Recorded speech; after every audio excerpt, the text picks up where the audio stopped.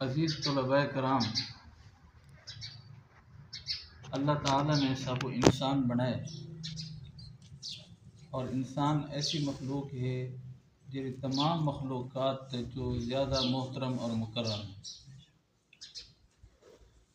اور ہر انسان یہ چاہتے کہ وہ کامیاب تھی وجہ۔ سوال یہ ہے کہ کامیاب اسا کیویں تھی سکتے ہیں؟ ہر بندہ یہ چاہتے کہ کامیاب تھی وجے، لیکن اندر واسطے جرا وہ رستہ چن دے، وہ رستہ حقیقتاً کامیابی دا ہے یا کہنا، یہ قرآن مجید نے سب دسے کہ کامیابی دا رستہ کہڑا ہے۔ اساں عموماً جڑے ویلے تھوڑی عمر چ ہوندے ہاسے اساں آدھے ہاسے کوئی ڈاکٹر بنسی، کوئی انجینئر بنسی، کوئی آدھا میں وڈا تاجر بنساں، کوئی آدھا ہے کہ میں اساں وڈے ذمہ دار بنسوں۔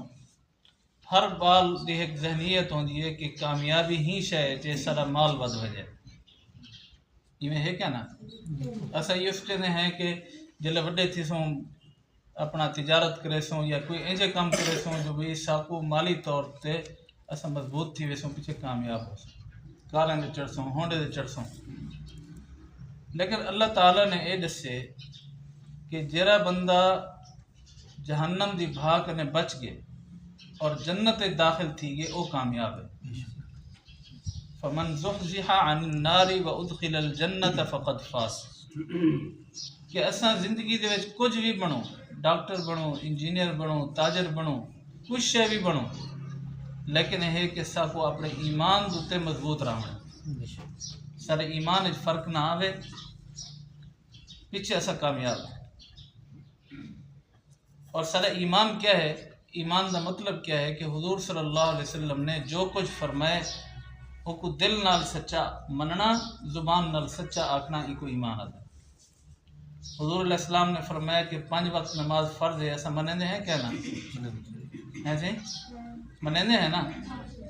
یہ ایمان ہے، ایمان دا ایک حصہ ہے۔ حضور سے نے فرمایا کہ اللہ وحدہ لا شریک ہے، ایسا منندے ہیں۔ یعنی حضور علیہ السلام نے جو فرمایا وہ سچ ہے، یہ کو منندے بھی ہیں، زبان اقرار بھی کرنے ہیں۔ ایمیں سارے ایمان ہے کہ حضور صلی اللہ علیہ وسلم اللہ دے آخری نبی ہیں، اور آپ صلی اللہ علیہ وسلم دے بعد کہیں کو نبوت کہنے ملنی، آپ صلی اللہ علیہ وسلم دے بعد کہیں کو نبوت نہیں ملنی۔ یہ بھی ایسا یاد رکھنا ہے کہ حضور علیہ السلام دے بعد اللہ تعالیٰ نے کہیں کو نبی کہہ نہیں بنانا۔ تو یہ چند چیزاں ہیں کہ اپنے ایمان دے